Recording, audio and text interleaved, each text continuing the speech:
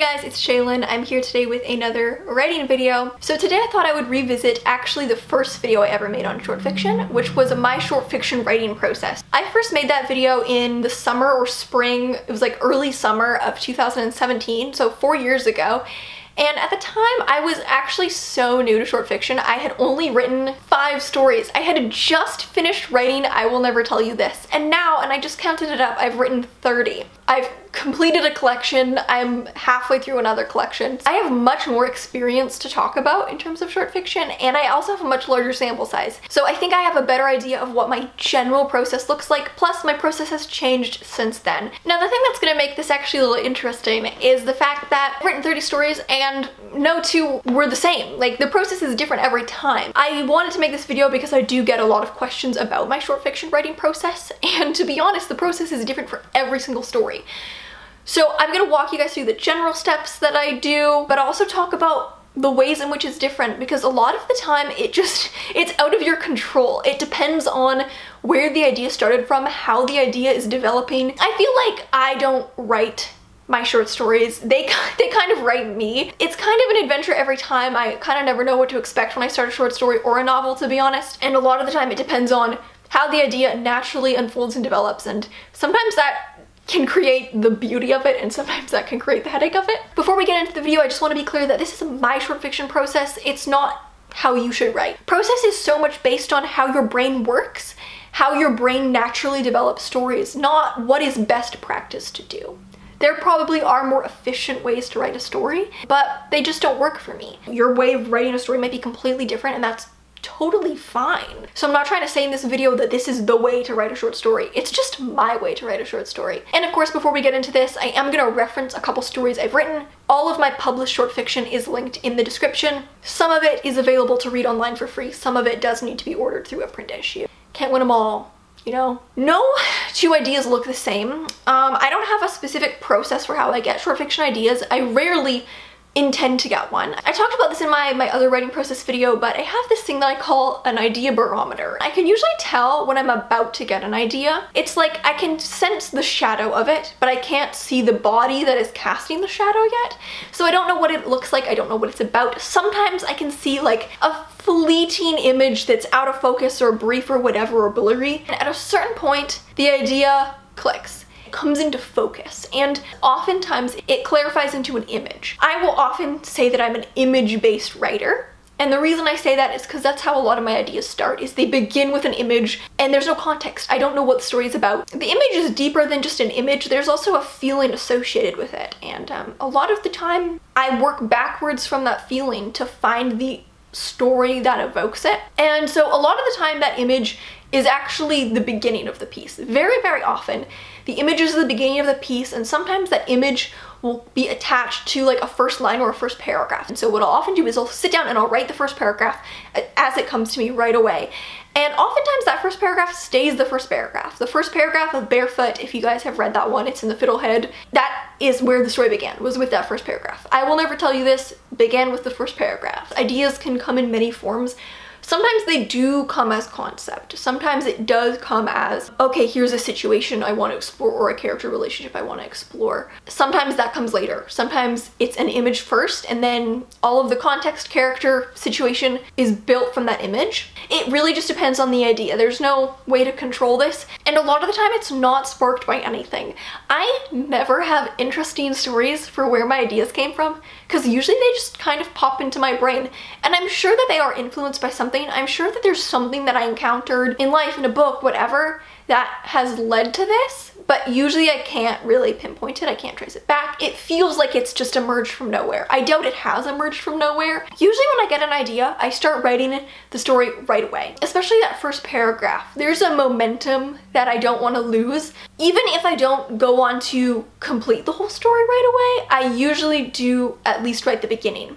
Oftentimes I'll write the first paragraph not knowing what the story is about, fun for me, and then I have to let it sit for a couple weeks. It's very common for me to have opening paragraphs sitting in my unfinished stories folder for quite a while before they develop into something else. This is also the point where I usually name the characters, and naming the characters is actually very important for me. Recently I've been experimenting more with like anonymous narrators, so narrators where we don't know their names or what they look like, or maybe are lacking concrete detail about them. If the story calls for names, this early part is where I name them. So at that point in the story, I'm kind of like following the voice, following the images. Voice is really important to me. Different characters have very different voices, and that language is a very important guide for me. As I have written more short fiction, the writing process has definitely gotten quicker and easier. When I first started, it would take me on average a month to write a story. Obviously not working on it every day, but progress would be really slow and it would take a really long time to figure out how to put all these pieces together and make it a story.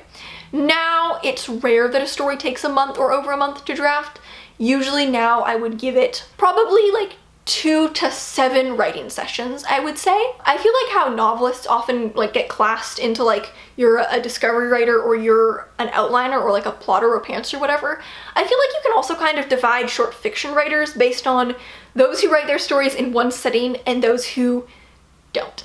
I don't. My brain can't do it. I usually just can't figure out what I'm doing solidly enough all at once. And I think that's partly because of what my ideas look like. Oftentimes my ideas are very abstract, where there's a few really sharp pockets of something, I don't know, something that feels important to me, but I don't know what it means and I don't know how it progresses. So oftentimes the first few pages are kind of like the exploratory pages. So I'll start with this opening paragraph. I don't really know how it fits into the grander scheme of things. I'm just writing an image and following a voice. I don't outline my stories in advance. I don't pre-plan them unless they come to me fully formed. Usually when I first get an idea, I write down anything I have in mind for it. If that's all the scenes in the story, fantastic, I have an outline. Rarely that's the case. A lot of the time it's just a few details. I've talked about in other videos how I like to be confused by my own writing. For me, confusion is the fuel. When my writing is confusing me, that's what propels me forward. That's when I have to be observant. The way my stories develop is I write that first paragraph and then I keep working at it and I kind of just follow what's there, not really knowing where it's going. And then I'll write a line and I'll go, wait a second, that seems really important. Then I'll write another line and I'll go something else a bit later and go, wait, that's really important. And that's where the core details of the story will emerge from. It's a challenging way to write. The way I write kind of out of necessity based on how patchy my ideas can be. Very rarely does an idea come to me fully formed where I'm like, okay, so I have a story about this character in this situation and these are the themes and they want this and this will be the plot development. I mean, I wish. So instead, it's like I just have like fractured pieces of the idea and I've got to work on it to let it show me what it's about. So that usually takes around 3 pages of writing, and usually around 3 pages in, something starts to click and I go, okay, wait, this is what it's about. This is the relationship. This is the character. This is where the story is going. From then on, it's usually a bit clearer to the end, but not always. Some stories begin easy and then the end is hard to write. Sometimes I find when I know too specifically where a story is going, it actually gets harder to write. I start thinking about, does this all fit? Like, am I building towards what I want to build towards? I have some stories that are exceedingly easy to write and some that have been exceedingly difficult. Some have really put me through the ringer. They take a long time. They take a lot of thinking and unpuzzling and work, and it's hard. And others just seem to emerge kind of fully formed. When I start a piece, I usually have literally no intention for what I want it to be. I don't know what I want it to say. I don't know what I want the themes to be. I don't know what the character's arc is. I don't know what I'm revealing about the character.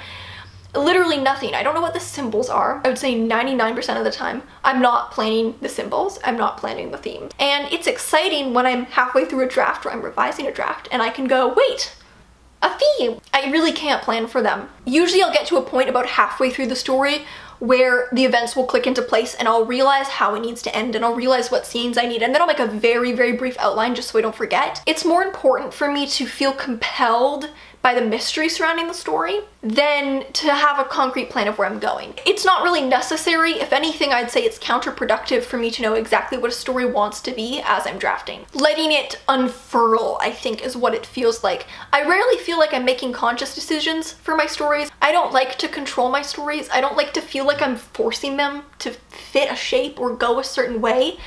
I like to observe them. I like the story to kind of be in control. We talk a lot about intention in writing, and I'll sit here and admit that I often don't have an intention, at least during the first draft. The story knows what it wants. I feel like the story inherently has intention, but I don't necessarily know what that is yet. When I have a first draft, that is usually very exciting because I write with so much confusion. It is a big sigh of relief when I finish a draft because it's like, okay, I took this vague, weird, abstract kind of nothingness and I managed to turn it into a first draft. If I can do that, that's half the battle, right? I really like writing the first draft, but there's always that worry, what if I don't figure out how to end this? What if I don't know how to bring it all together? So now it's the editing phase. Now, because I write with pretty much no intention, sometimes I have a huge mess on my hands and sometimes I don't. Sometimes the pieces, by sheer luck, are kind of already there. So it depends on the stories. I've written several stories that have been published and are very close to the first drafts. They've kind of just been tightened and cleaned up,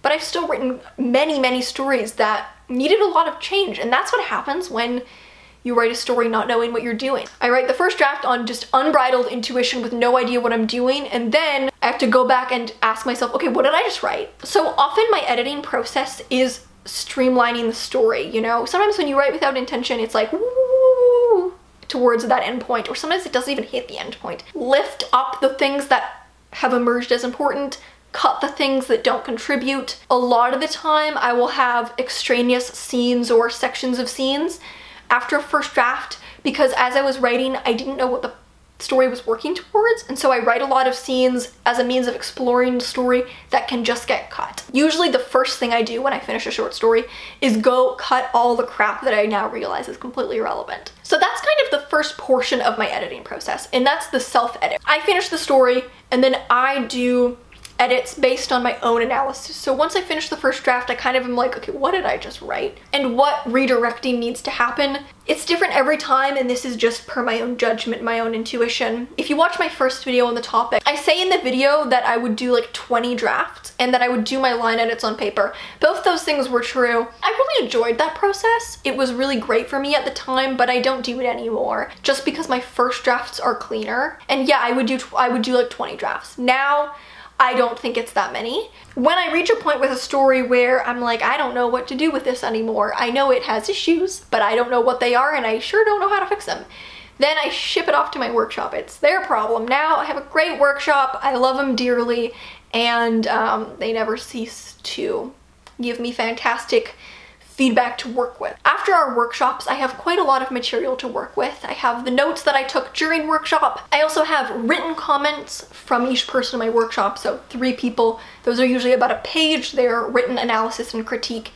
And then I also have line edits from 3 people. So it's a lot of material to work with. It's easily enough to revise a short story. Sometimes, if we're not in the middle of a workshop, I just give the story to one person. I have had stories published where, other than myself, they were only edited by one person one time. Recently, my workshop group has been kind of back in the swing of things. We've been doing workshops regularly, so I've just been sending all my stories to workshops since that's there and available to me as a resource, and it's really helpful. Whether I have a workshop or just edits from one person, basically the same process now to get into a different phase of edit. So first I had the self-edit, now it's the post-workshop edit. I have recently kind of refined this process into a set number of steps that I've been following, and it's working really well for me. Before, I would kind of just approach it. I don't really know how. I've kind of developed a solid process for how I do this, and it's been kind of the same for several stories. I've recently been trying to edit my stories quite quickly after workshop. Usually I give it 1 to 2 weeks. So if we have a workshop, I'll either start the edits that weekend or the next weekend, rather than letting it sit too long. If I let it sit too long, I start to overthink it. So the first thing that I do is I look over all of my notes that I took during workshop. I make a list of points I want to address. Since I have, you know, written critiques from 3 people and I also have the notes I took during workshop, it's quite a lot of material. Especially with my workshop notes, it's just a transcript of a conversation, so it can be quite non-linear. So what I do is I take all that and I synthesize that into just the list of points I want to address. So if I have something that I want to do with the main character's goal, I have a note that says main character's goal and then everything I want to do with that. Then what I do is I translate that to a list of scenes, and then I note all the changes that need to happen. Sometimes I need to add scenes or delete scenes or move scenes. Sometimes we're just mostly working with the structure that was already there. So then I have a list of scenes and every change that needs to happen in those scenes. And then I also have a list of things that just apply overall. So let's say there are some edits to character voice. I would note that as an overall edit because it literally applies to all of the scenes. I just started the first scene, I make all my edits to the first scene, I go to the next scene, make all my edits to the next scene. Let's say the third scene is a new scene that I need to write. Then I write that new scene, then I do the fourth scene, etc. And I just work through it linearly, making all the changes I need to make. So this is a combination of line edits and developmental edits. So I do line edits here, and I make changes to the line, because a lot of the time with a short story especially, doing something like integrating an idea or a theme, patterning in something, is on the line level. I mean, short stories only have a couple scenes, so a lot of your developmental edits happen in very micro ways in a short story. Say what I'm trying to do is clarify the character's internal goal. That's happening on the line level, even if it is a developmental edit. And then I also sometimes have larger things to do, moving scenes, adding scenes, etc., etc. The other thing that I find I have to attend to a lot, streamlining the themes and purpose of the story. I have a tendency to be way too abstract or subtle with these things, even when I think I'm being overt. So that's an area I usually focus on, and usually I find that after workshop, people have a lot of ideas and notes on for me. So that's kind of what that editing looks like. So once I've gone through that, I will read it over once to smooth it out, and then I will do my line edits that I got from my workshop. So the way that I used to do this is I would go through one person's line edits at a time, but that takes forever, and it's harder to compare different people's line edits. So what I do now, since I only have line edits from 3 people, so it's pretty manageable, I open all of their line edits and I go scene by scene. So I start at the first scene and I look at person A's edits, then person B's edits, then person C's edits, and I make all the ones I want to make. And I go to the next scene and I do the same thing. So I do everyone's edits, then everyone's edits, then everyone's edits, each scene at a time, and that usually doesn't take too long. I don't actually read through the full draft, like every word. I have the person's line edits open, so I just go to their next comment, and then if I want to make that edit, I make the edit. Then I go to their next comment. If I want to make the edit, I make the edit.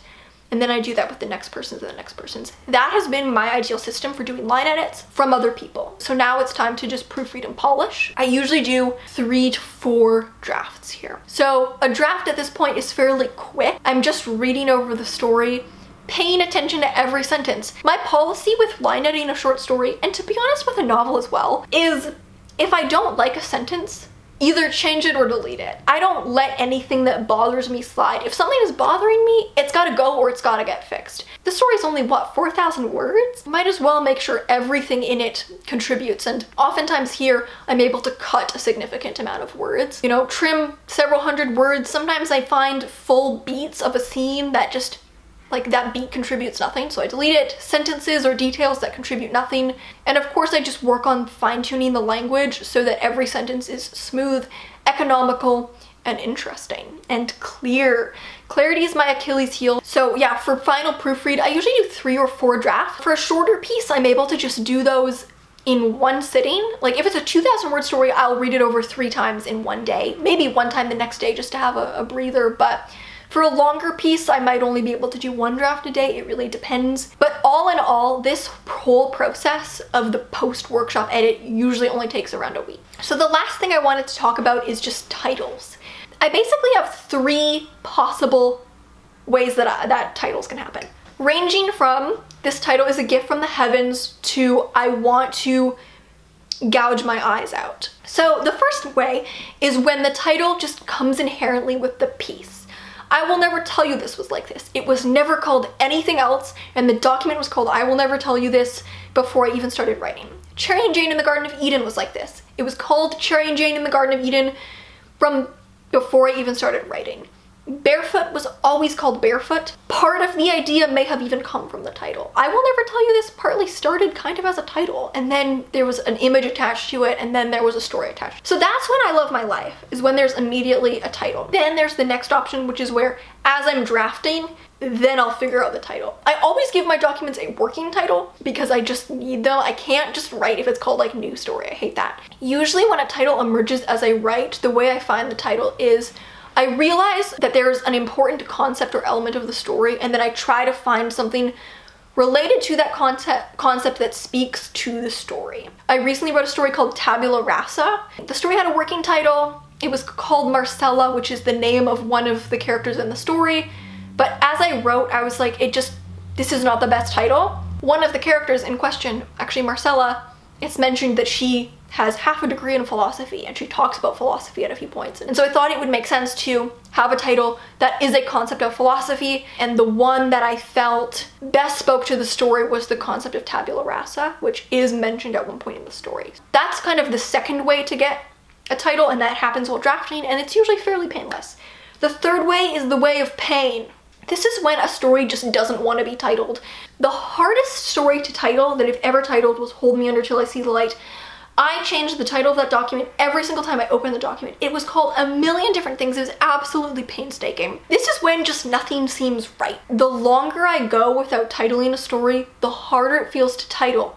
If I title it early in the process, the story will mold to fit the title. But if the story is already written, you've got to pick something that perfectly fits what you've written rather than writing the title in. So it's very hard. I've only got a few stories where I couldn't title it till after, but my god, they were painful, and the hardest was definitely Hold Me Under Till I See the Light.